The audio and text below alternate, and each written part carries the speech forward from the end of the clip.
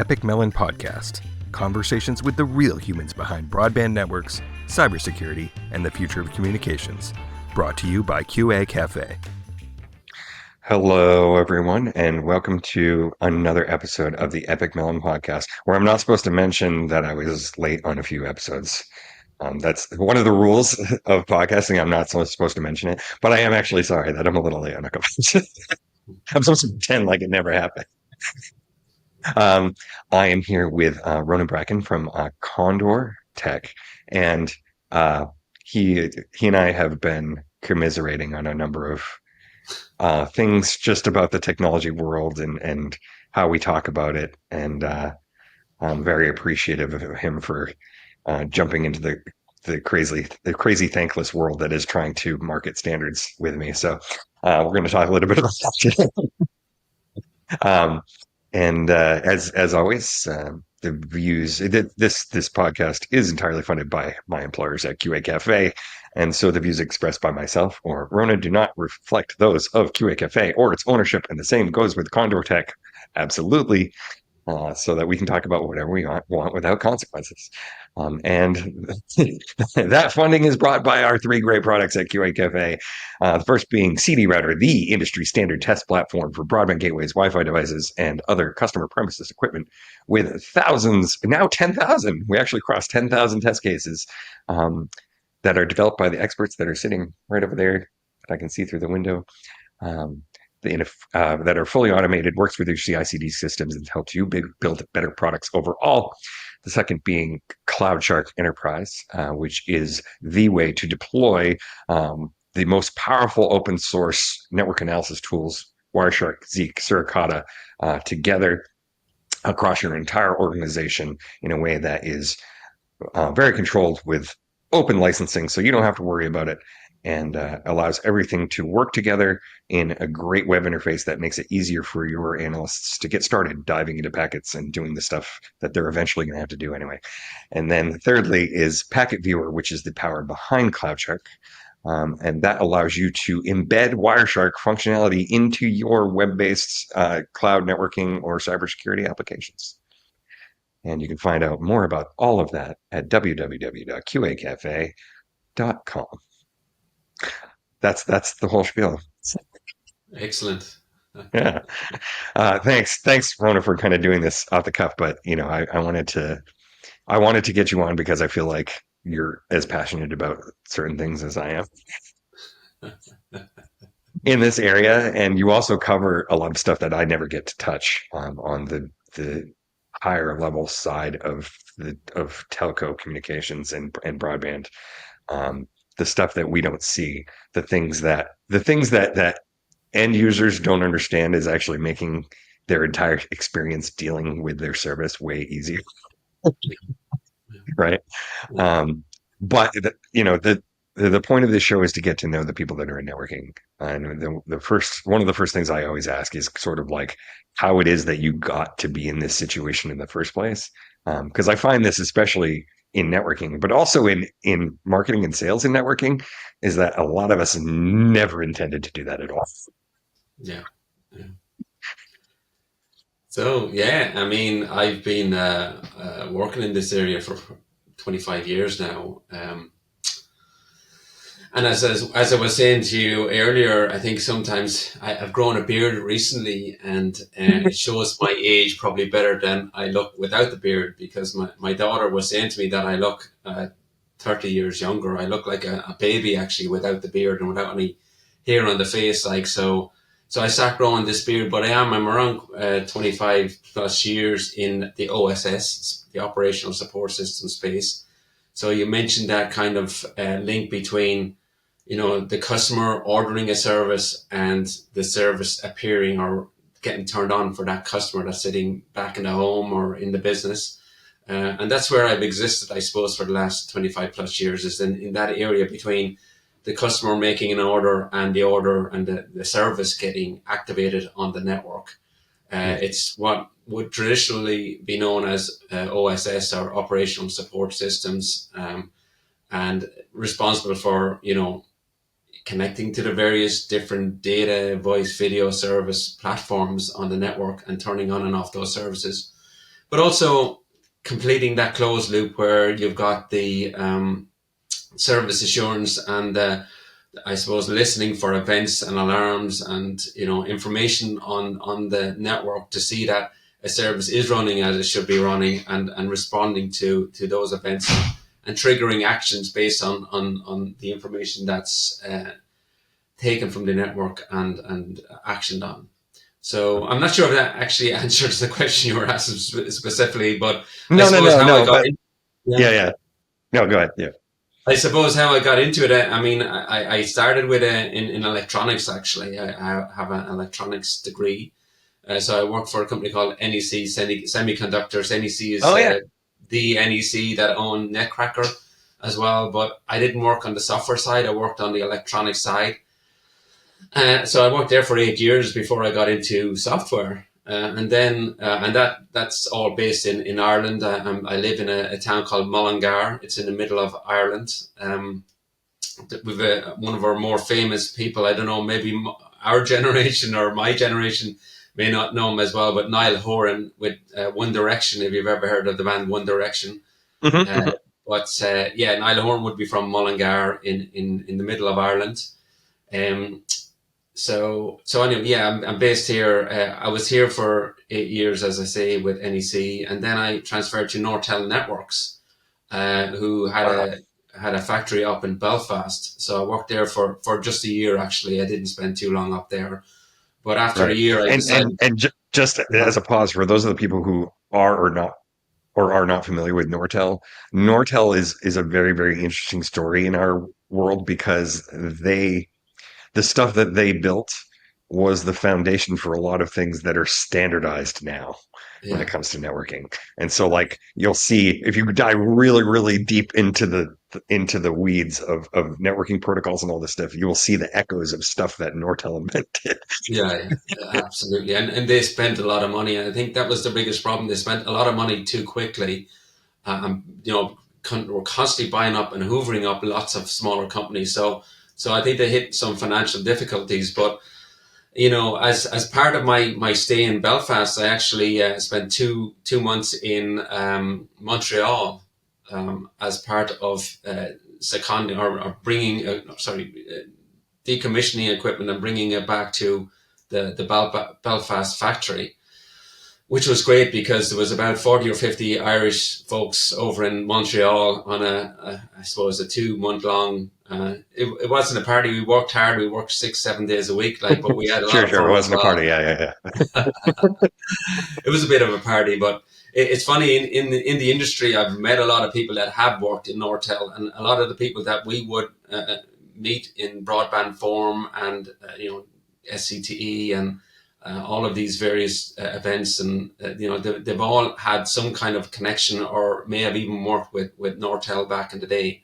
I didn't stay with them that long, so I wasn't as rooted as some people are in Nortel, but yeah, that was part of my journey. And after that, I was a year in Belfast. I decided that I wanted to move back down to the south of Ireland again. So obviously Belfast is Northern Ireland, part of the UK, and I wanted to move back down south again. So I went and worked with a software company, and we developed a product.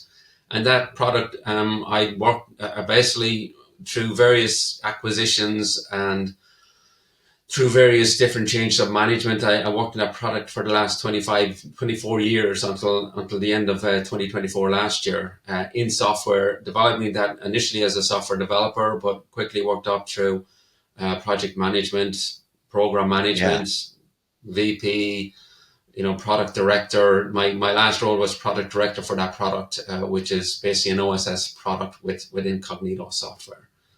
Do you miss doing development? I do.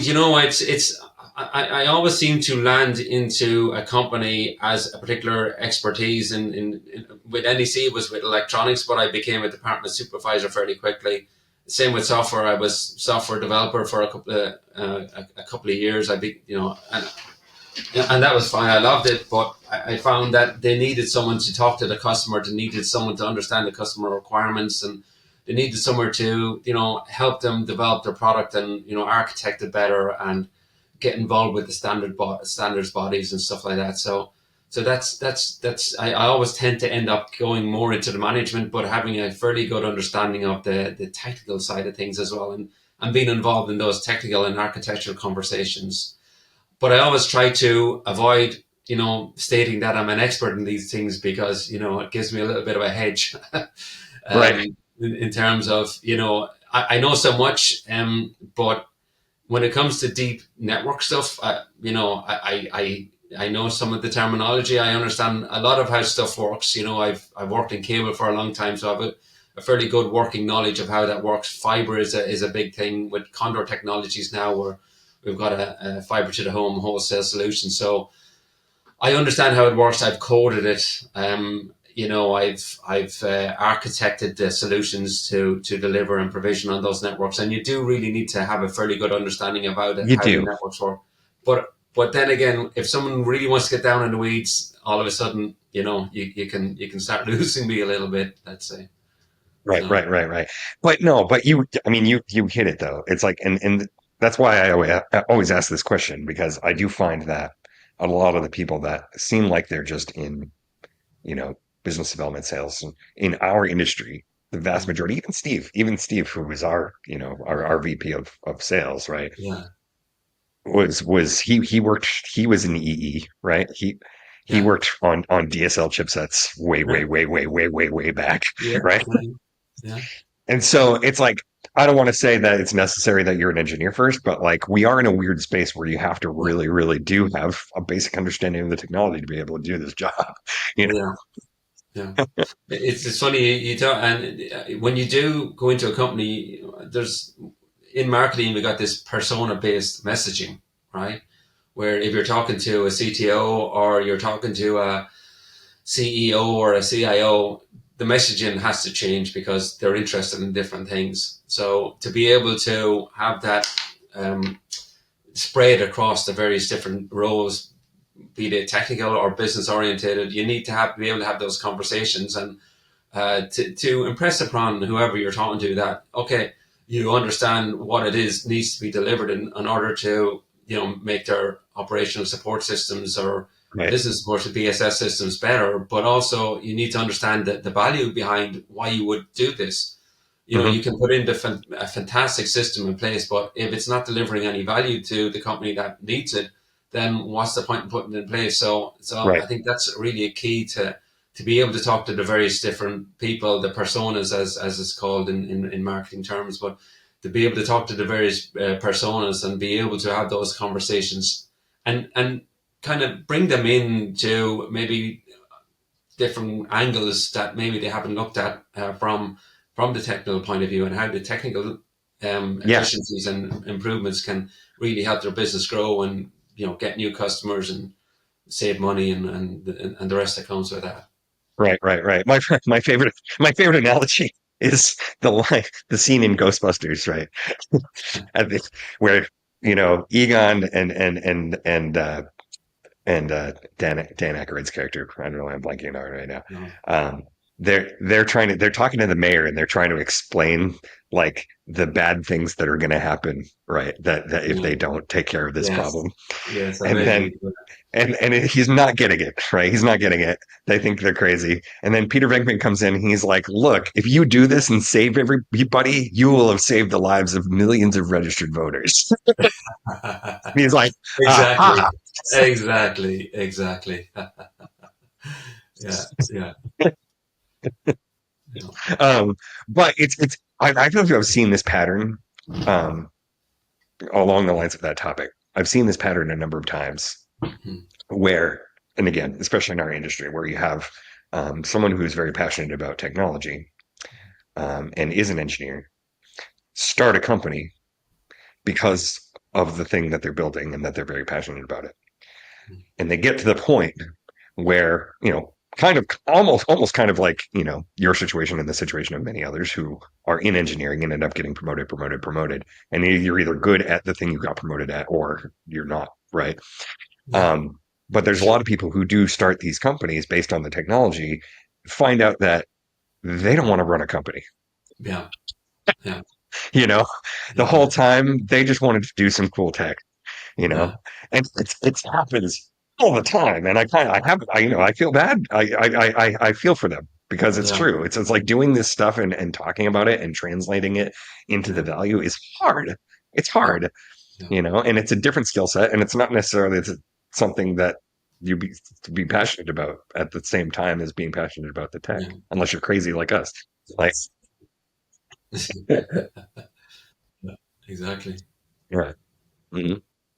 Uh, so Ireland is my favorite place in the world. Yeah. Um, yeah, I've only been there. I've only really been there once because there was a Yeah. broadband forum meeting, Uh-huh. um, and we ended up staying like another week. Right. So I don't know if you met Lincoln. There's a joke on this show that Lincoln's not real and that I made him up. So So he where can where never did be you? on the show because we can't dispel the illusion. But like Yeah.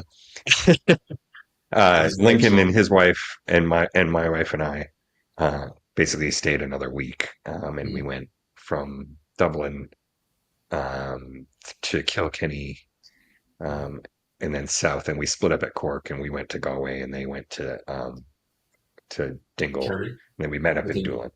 Yeah. Um, and it was the best. It was the best time. It was the best time. Yeah. Like it's like a magical place. Yeah. And so No, we've been trying to convince them no to go back. alcohol involved, I'm guessing. Oh yeah, no, it wasn't every day or anything, but like that was a different time when I could tolerate that. Um, but yeah, no, and I also kind of like really appreciate just how much of a tech uh, scene there is there. You know, Yeah. Yeah. Yeah. it's pretty awesome. It was amazing back in I suppose what we call the noughties, the early noughties, and Y2K coming up to that, the amount of money that was being invested and the amount of startups in Ireland, and that was, I suppose, the company that I joined was a startup. Interactive Enterprise was the name of the company, but it's amazing the amount of money, and then obviously there's a massive connection between the US and North America and Ireland as well. There's such a great kind of, I suppose, connection between a lot of Irish that would have migrated back in the day, and still look back and want to come back, want to find out their roots, want to come back and discover some of the where they came from. Basically, I Cool. have a good friend actually. He kind of went into semi-retirement. He's a bit older. Like I think he's 80 now. But when he went into semi-retirement, he started driving buses for North American, US mainly, people that came over here and wanted to discover their roots. And he used to love them. And I thought this was a great story because he used to drive them around the country and he'd bring them, someone would tell him on the bus that, oh, they heard that his great grandfather or whatever was from such and such a place in Ireland. And he'd look up the location of this place and he'd drive off down all these small, narrow roads and he'd eventually find this small little village. And sometimes some of these places are not even villages, like they're just kind of areas in Ireland. And they used to love him for this, to the fact that, and they'd get a kick out of it, like, but they loved him for this, that he'd really, again, he was trained in history. He had a history PhD from Maynooth University here in Ireland. And he used to be able to inform them about, the whole history of the area and why their great grandparents or whatever would have migrated in the first place. So so there's a lot of that, and I think when you come here, I know that people love coming, they love talking to the locals, they love there's a lot of knowledge here. There's a lot of people still migrating to the US, so there would be a really massive Oh, really? connection. Oh yeah, there still is, like, and US or Australia seems to be the main places. A lot of people going to Australia and New Zealand at the moment, actually, the Hmm. younger people, because it is a great place to live, but it can be quite expensive here. The cost of accommodation, the cost to buy a house here is really high. So it's a real barrier to young people, and they say, well, I can go to Australia and get something cheaper, and there's a lot more opportunity, I suppose, in terms of work. There still is a lot of opportunity in Ireland in the tech area, but maybe outside the tech area, there's not as much opportunity. And also in some of the professions like nursing and teaching and stuff like that, they tend to be treated a little bit better in different countries. The work hours, the length of their week, how hard they Oh, have to work. really? So there's Huh. a better work-life balance in terms of, how long they work, and also in terms of, I suppose, the weather as well is another factor, I guess, too. Yeah. But it's just, I suppose, going and looking for opportunity. And I suppose that the fact that there's such a well-trodden path, like Irish tend to travel a lot. So the fact that, there are all those connections already. There are families that have other relations in different countries that, it's kind of, it makes it easier to do that travel. Yeah. Yeah, for So, sure.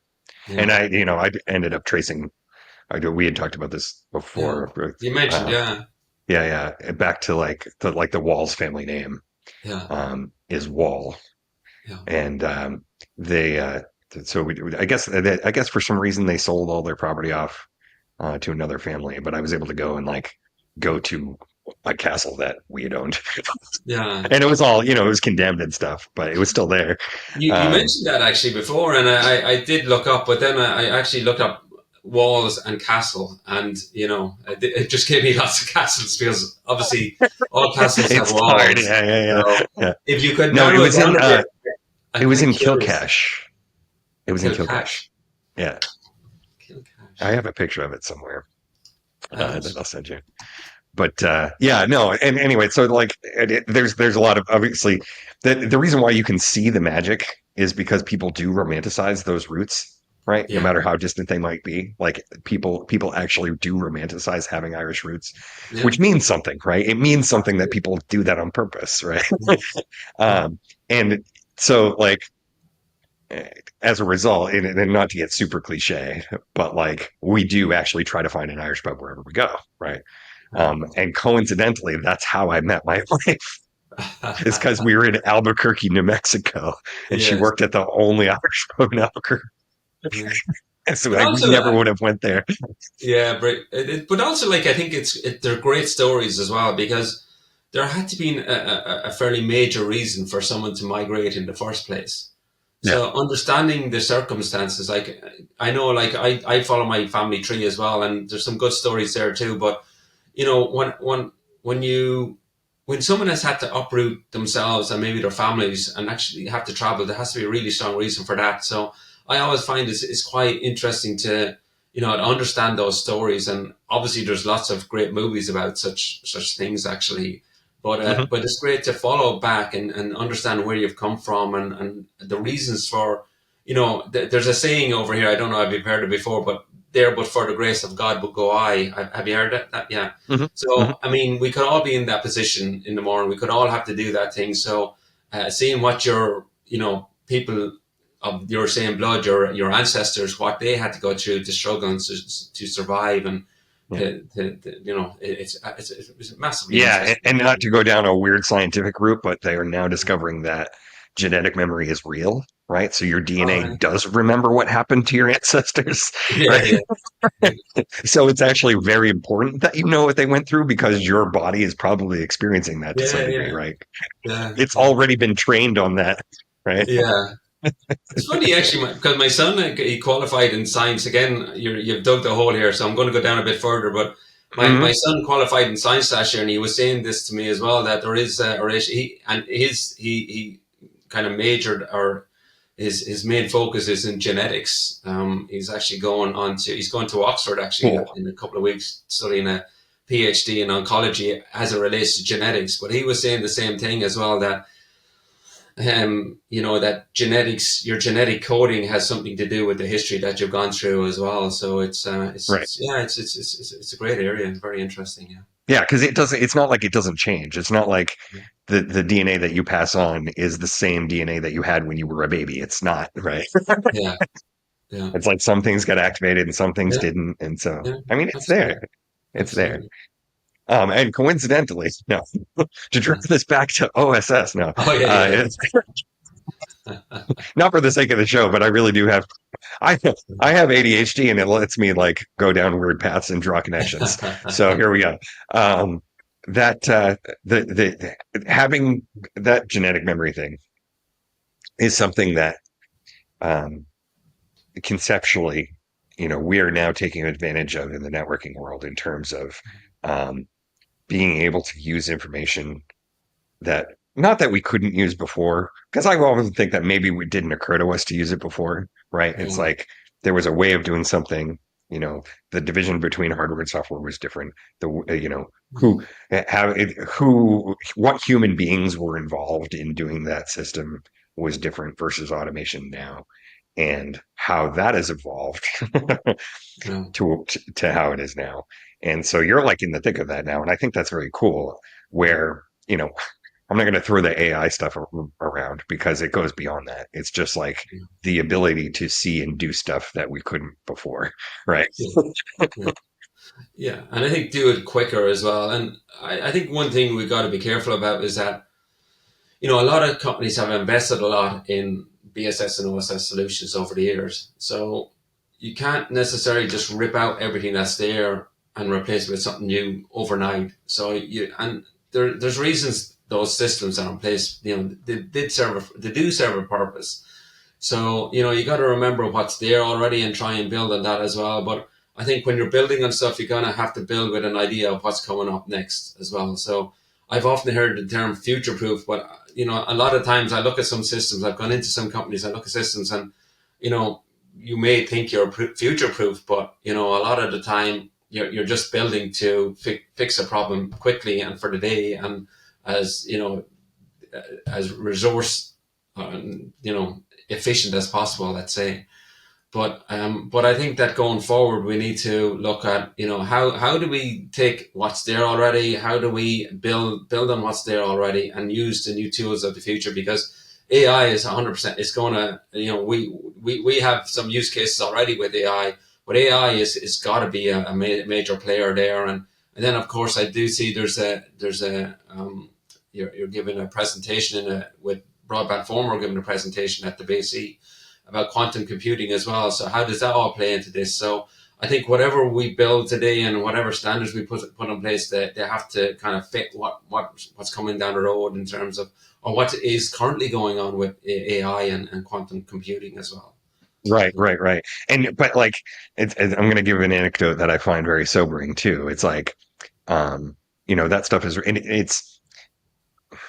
this will end up getting tied together, I think, because even the people who deal with things in the way that I'm about to say, um, it's kind of, um, it's kind of telling that it is in isolation, and so the move towards what AI will be able to do really requires that people stop being in isolation and present the problems that they have and the data that they have, Yeah. so that everything can train itself to solve that problem too, right? Like things you never even thought of.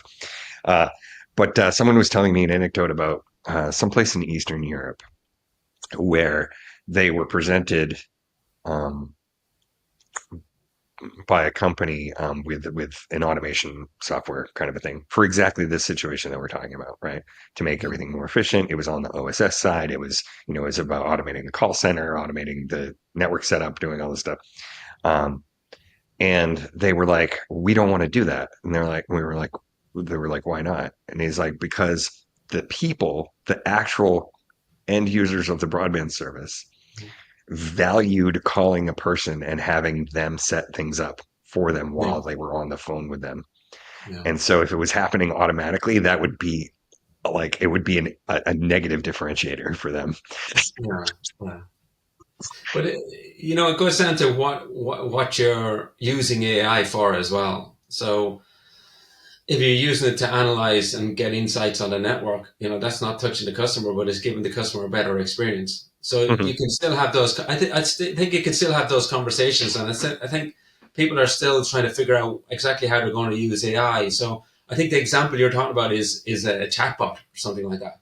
Right. But I think there's so many other ways, and especially in the area that I'll be looking at with you guys is OSS, which is the bit in the middle. How can we use AI in that to move towards this idea of autonomous networks?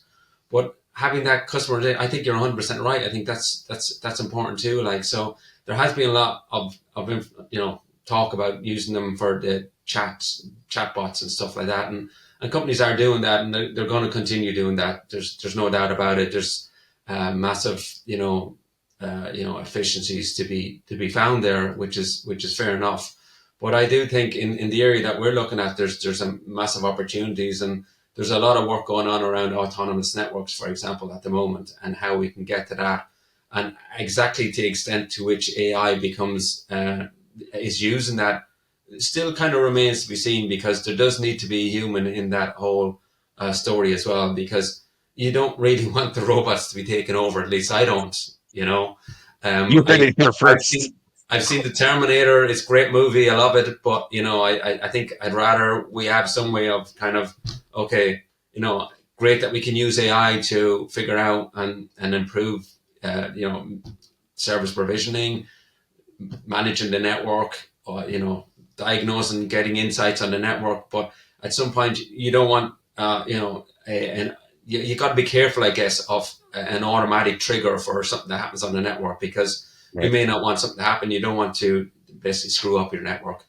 Right. So I do think the human still needs to be in the loop. But having said that, there's still quite a massive potential for using AI, and as we at Condor Technologies, just as a company plug here, but we do have some stories already that we've developed that use AI in terms of analyzing, and we're going to be showcasing it actually at Network X as part of the innovation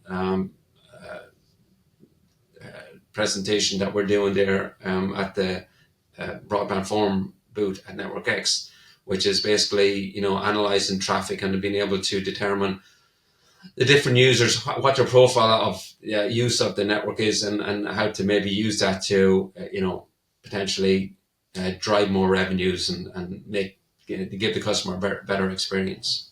Yeah. So Well, and especially on the drive new revenues part, which I think is yeah, it's not that it's been a hard sell, but there's like you said, it's like most of people, the vast majority are trying to fix problems that exist right now, in a way that yeah, they can do as quickly as possible in the most efficient way possible, yeah, and trying to yeah, think about a new model of service providers becoming yeah, service providers, yeah, ironically, yeah, but of yeah. more, bigger and different, more differentiated services is happening. But it's I don't know how. Uh, I don't. I don't know how quickly people are grasping the concept of being like, oh wait, no, I can actually charge more for this kind of thing, right? Yeah. Buying network equipment is no longer about operational efficiency, which is itself is a hard sell. It's like selling somebody only on reduced costs is not, Yeah, for that's much sure. harder, you Yeah. know. So I'm hoping that it catches on. I always say it's at the end of the day it's a business, right? So you're trying to generate profits. So whatever you got to do to generate those profits, that's really what it's all about. And we talked earlier on about the template that you're using to listing features is not really the way to do it, but you got to create that bridge between the technical potential, or the technical kind of new features, and then how that maps to new business and the value of what you're doing in terms of generating those profits for the Right. companies. And one of the things they talk about on the show all the time is how broadband internet access for the consumer, um, is kind of a weird situation, because historically it was consumer first, right? So it's like the con- the it was consumer electronics, right? It was all on their side. It was people buying their own stuff, doing their own thing, connecting to originally just making a phone call, and nobody cared, right? But then, even still, from the higher layer stuff, from the operator, from the OSS stuff that you're dealing with now, like how much of a clash is that, right? Where it's like at some point the question of who controls what in the network and who owns what comes up, and how all of those systems are trying to handle a broadband access user who has all this stuff, and it's their stuff, right? Yeah, yeah. It's tough. I imagine it's super tough, and just trying to like work that all into the entire system. It's a lot, all right, and I think that's where broadband forum have been massively influential, especially with the USP TR69 in the past, by USP more recently standards to be that connected home idea is that there's a few things at play here. Are you an operator that owns their own network, or are you a retail service provider that's using another infrastructure provider network? So there's a lot going on there as well, and there's a lot of challenges. I mean, at the end of the day, you want to sell services, you want to generate profits, right? So how do you do that most efficiently? And there's a lot of wholesale angles in the UK, for example. In Germany, there's a lot going on in wholesale where you'll have one company own the infrastructure, and they maybe multiple retail service providers or service providers using that infrastructure to resell to the customers. So lots going on there. So you can imagine the complexities in that, and also the privacy concerns as well, because Yeah. there's the whole GDPR thing and the privacy problems that come with that. So if you've got this end customer in his home, he's got his internet, or she has their internet connection. They're into gaming. They need some voice services, whatever. They have a home office. They only really care about having a good connection. So then it's on the infrastructure provider, the service provider, to make sure all that's working well. So there's a lot of information that needs to exchange there to make that work well. And what can happen then is you got silos of information. Oh And yeah. it's really, I suppose, to me, the challenge is, especially in the wholesale and open access spaces, to how to, if the customer has a problem, how to, first of all, ensure they don't have a problem. And secondly, if they do have a problem, how do you actually deal with all of that? So then you've got all these different silos of information. The infrastructure provider may have their information, and then the retail provider may have their information as well, that they can't access this other information for whatever GDPR or privacy concerns. Oh yeah. Yeah. So I think that's what I suppose, really, it gives me a passion for all this, is the complexity that and the solutions that are required to solve all these different problems. And I think if you're really going to make AI work, you need access to all that information as well. And how does that all fit together? So look, I know Broadband Forum have done a massive amount there. So there's obviously ways and techniques of doing that. So it makes it exciting for me to get involved and to share my ideas and what I've seen work and not work in different areas to make that more of a reality.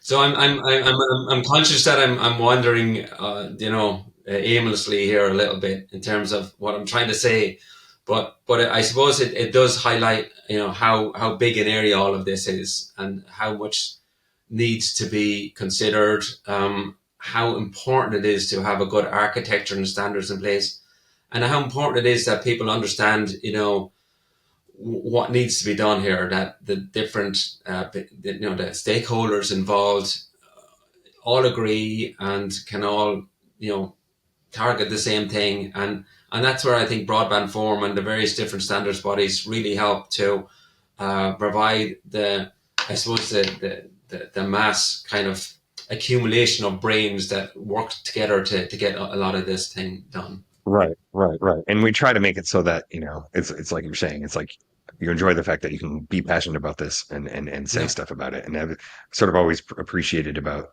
broadband forum, but other standards bodies too, is like, uh, where everyone does have a voice, right? And it's kind of an equal voice, right? And somebody Yeah. can have a crazy idea and say something and be like, oh, okay. And we try Yeah. to spin that positively to the people who are implementing this stuff too, right? So like we want to make it so that all of the providers out there, whether they're a retailer or not, are be like, oh, yeah, plugging into this system is a good idea, right? Yeah. Yeah. Absolutely. Yeah.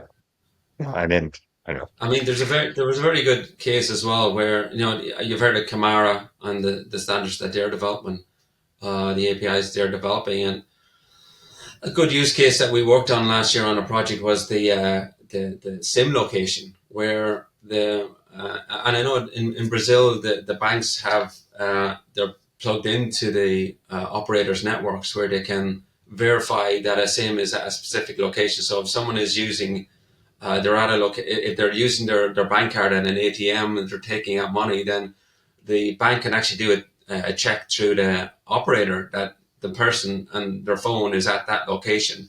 So there's a Cool. lot going on for.